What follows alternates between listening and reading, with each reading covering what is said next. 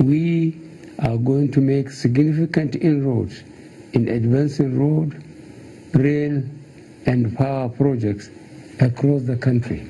It's one of his priority areas as contained in the January 1st, 2018 broadcast to the nation. President Buhari promised to make electricity availability a celebrated customer experience.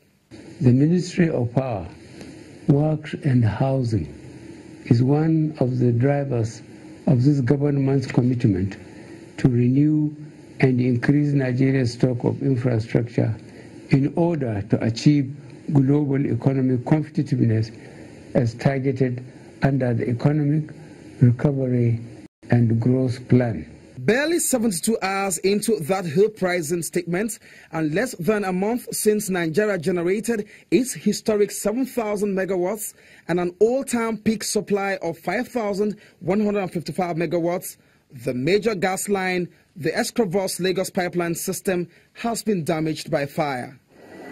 If you have enjoyed an uninterrupted power supply in the past weeks and suddenly have experienced outage, it is owing to this damage.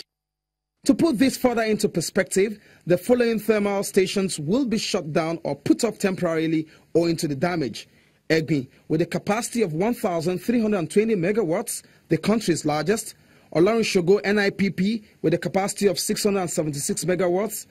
Omotosho NIPP 450 megawatts. Omotosho 388 megawatts. Paras 60 megawatts will all go off temporarily. These stations are located in Ondo, Ogun and Lagos and will have interrupted gas supply.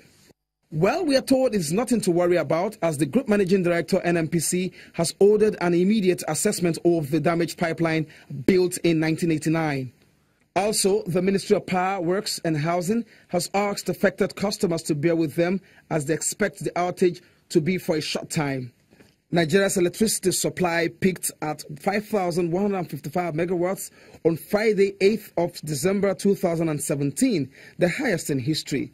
With a combined generating capacity of affected plants standing at over 3,000 megawatts, we may just be down to a low grind of barely 2,000 megawatts. Most of Nigeria's power generation comes from gas-fired plants.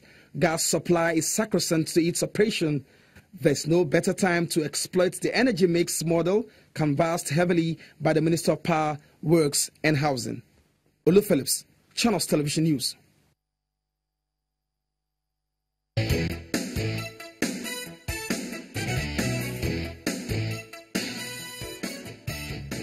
Welcome back to Sunrise Daily. We're shifting our focus now to the national grid shutdown, that situation that happened just about 2 days ago. And to help us look at that is Nat'l Usiagwu. He's an electrical engineer. Thank you for coming on Sunrise Daily. Thank you for having me. Did it surprise you that that happened at all? Well, I wasn't really surprised. Why? Because we've been having this problem. It's not just happening now. Remember, 2nd April 2016, we had a system collapse. July 8, 2016, we had a system collapse. Even January 25th, 2017, we also had a system collapse. But this one was attributed to a fire outbreak. Of course, but all the system collapses that we've been having, they've not been attributable to to fire issues. So it's a problem that has been there, always waiting to snowball. So I'm not surprised. But okay, sorry, aren't you too quick to say this is not attributable to fire? You know that for the past 10 years, we've been talking about the weakest link in the power chain has been the transmission company of Nigeria, which we've been trying to see how they can up their game up to 5,000, 7,000 megawatts. As we speak, I don't think we have up to 7,000 megawatts capability of the grids to wheel this power, to the discos. So the problem has always been there. I know that the fire incident is unfortunate, but all the system collapse we've been having is not attributable to power. To fire only. So the problem is there. It's the weakest link, and we must do something unusual, not all what we've been doing before, to sort out this problem.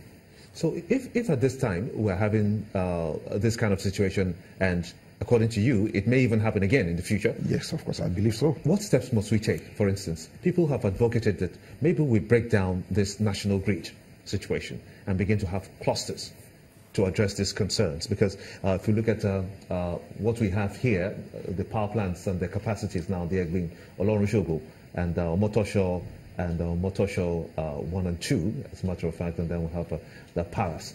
What can we do to be able to decentralize it? Should decentralizing even be an option? Gimba, you're absolutely correct.